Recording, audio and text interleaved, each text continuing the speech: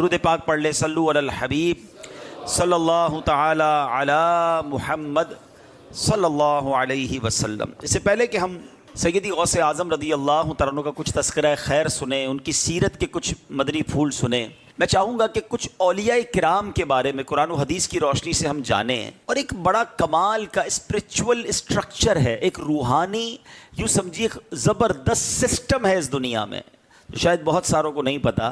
ہمارے ملک کا سسٹم ہوتا ہے کہ وزیر اعلیٰ ہوتے ہیں، صوبے کے گورنر ہوتے ہیں، پھر وزیر اعظم ہوتا ہے، پھر صدر ہوتا ہے، پھر کچھ ممالک کا آپس میں اتحاد ہوتا ہے تو کوئی کانٹیننٹ کے بیس پر یا جناب بہت بڑے خطے کے بیس پر اس کی کوئی آرگنائزیشن بنتی ہے. دنیا کا سسٹم جو ہے وہ چلانے کے لیے بڑے جس کو کہے کہ سسٹم بنائے گئے ہیں، مگر اس پوری کائنات کا ایک زبردست روحانی سسٹم بھی ہے، اسپریچول یوں سمجھیے اسٹرکچر موجود ہے. وہ کیا ہے وہ آج میں آپ کو پہلے بتاؤں گا، پھر انشاءاللہ ہم آگے بڑھیں گے. لیکن اس سے پہلے ولی کس کو کہتے ہیں، اللہ کے اولیاء کی شان کیا ہے، ان کا مرتبہ کیا ہے، پہلے وہ جانتے ہیں. اللہ کریم قرآن مجید فرقان حمید میں ارشاد فرماتا ہے 11ویں پارے میں سورہ یونس آیت نمبر 62 اور 63. اللہ ارشاد فرماتا ہے بسم اللہ الرحمن الرحیم الا ان اولیاء اللہ لا خوف علیہم ولا هم یحزنون الذین آمنوا وکانوا یتقون. ترجمہ، سن لو بے شک اللہ کے ولیوں پر نہ کچھ خوف ہے نہ کچھ غم، وہ جو ایمان لائے اور پرہیزگاری کرتے ہیں. اللہ کے ولیوں پر کوئی خوف نہیں ہے، کوئی غم نہیں ہوتا. اچھا، اللہ کے ولی وہ ہوتے کون ہیں، ان کا مرتبہ کیسے ہوتا ہے؟ سبحان اللہ. مفتی نعیم الدین مراد آبادی اس آیت کی ہی شرح میں لکھتے ہیں ولی اللہ وہ شخص ہوتا ہے جو فرائض سے قرب الہی حاصل کرے اور اطاعت الہی میں مشغول رہے. اللہ اکبر. اس کی کیفیت جب دیکھے تو قدرت الہی کو دیکھے، جب سنے تو اللہ کی آیتیں ہی سنے، جب بولے تو رب کی پاکی ہی بیان کرے. اور ایک اور بات یاد رکھیے گا، اولیاء جو ہوتے ہیں نا متقین ہوتے ہیں. کوئی فاسق فاجر گناہ گار اللہ کا ولی نہیں بنتا. یہ بھی اللہ نے قرآن میں فرمایا ان اولیاءہ الا المتقون. اللہ فرماتے اولیاء تو پرہیزگار ہی ہیں، نیک لوگوں کو ہی ولایت ملتی ہے. یاد رہے کہ سب سے پہلے جو شرط ہے ولی ہونے کے لیے وہ ایمان اور پرہیزگاری ہے. اور یاد رہے کہ فاسق و فاجر شخص ولی نہیں ہو سکتا. اچھا، ایک اور بڑی خوبصورت بات کہ بعض لوگ متقی ہو کر ولی بنتے ہیں اور بعض حضرات ولی ہو کر متقی بنتے ہیں. یہ کیسے کہ حضرت مریم، حضرت زکریہ علیہ نبینا علیہ السلام کی بارگاہ میں 4 سال کی عمر میں پہنچ کر ابھی تقوی اختیار نہیں کیا تھا، مگر آپ ولیہ بن چکی تھیں. اور حضرت آدم علیہ السلام پیدائش سے پہلے متقی نہ بنے تھے مگر اللہ کے خلیفہ بن گئے تھے.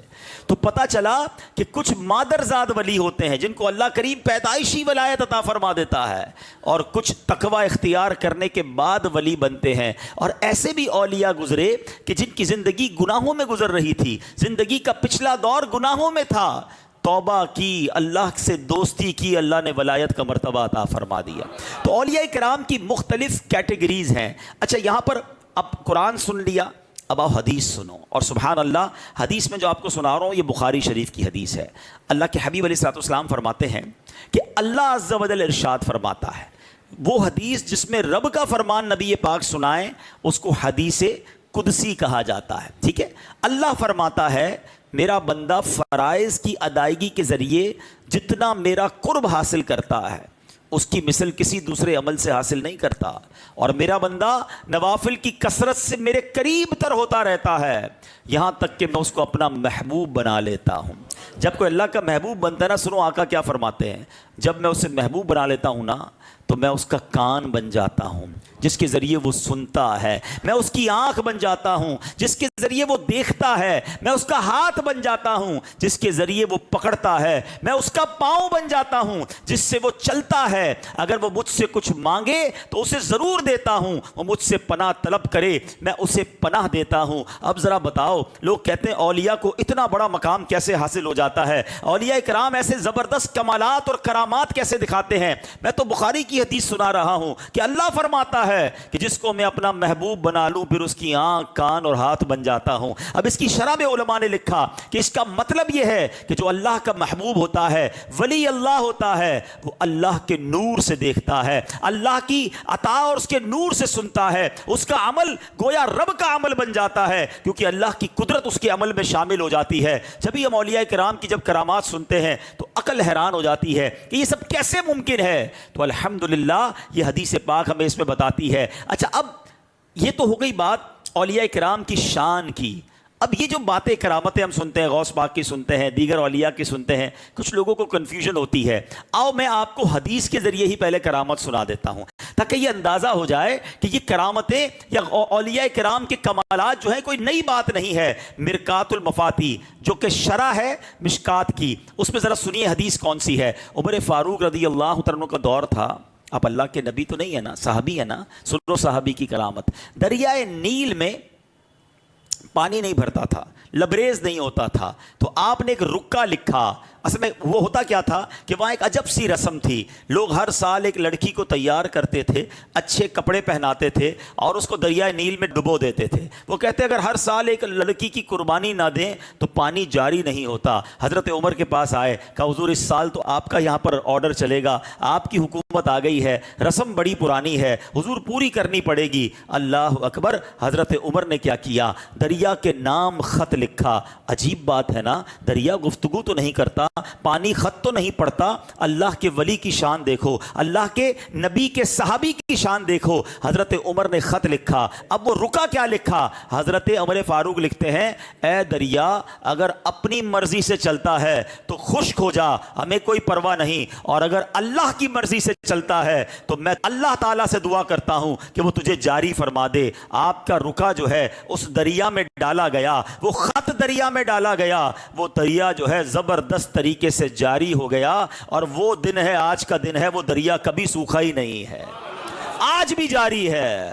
یہاں حضرت عمر کی شان تو پتہ چل رہی ہے، مگر وہ جو بات بعض اوقات ذہن میں آتی ہے کہ کرامت کیسے آ گئی؟ مجھے بتاؤ نا کہ خط لکھ رہے ہیں دریا کو، اور یہ ایک بار نہیں ہوا۔ سنیے، مدینہ طیبہ میں آگ لگ گئی، ٹھیک ہے، اور کسی طرح بجھائی نہ جا سکی۔ حضرت عمر کے پاس لوگ آئے، حضور آگ نہیں بجھ رہی ہے۔ اللہ نے کیسا مقام دیا، حضرت عمر نے ایک کاغذ کے ٹکڑے پر لکھا، اسکنی یا نار، یعنی اے آگ ٹھہر جا، لکھ کر خادم کو دیا، کہا جاؤ جا کر یہ رکا جو ہے آگ میں ڈال دو۔ کاغذ کا ٹکڑا آگ میں ڈالو گے تو کاغذ نے جل جانا ہے، مگر حضرت عمر کے ہاتھ کا لکھا ہوا تھا، جیسے ہی وہ آگ میں ڈالا گیا، کتابوں میں لکھا آگ ایسے بجھ گئی جیسے کبھی لگی نہیں تھی۔ اور سنو، حضرت عمر رضی اللہ تعالیٰ عنہ کا دور ہے، ایک بار زلزلہ آ گیا، ارتھ کویک۔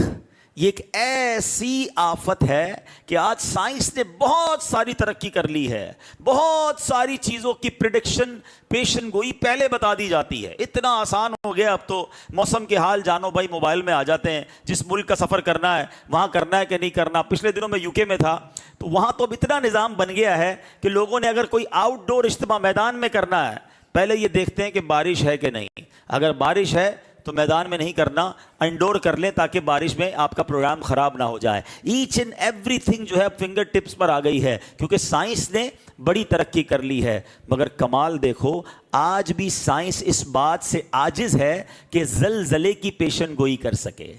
زلزلے کے بارے میں، ارتھ کویک کے بارے میں سائنس پہلے سے نہیں بتا سکتی، کبھی بھی آ سکتا ہے۔ زلزلہ آ جائے تو دنیا کی کوئی طاقت اسے روک نہیں سکتی ہے، دنیا بے بس ہو جاتی ہے۔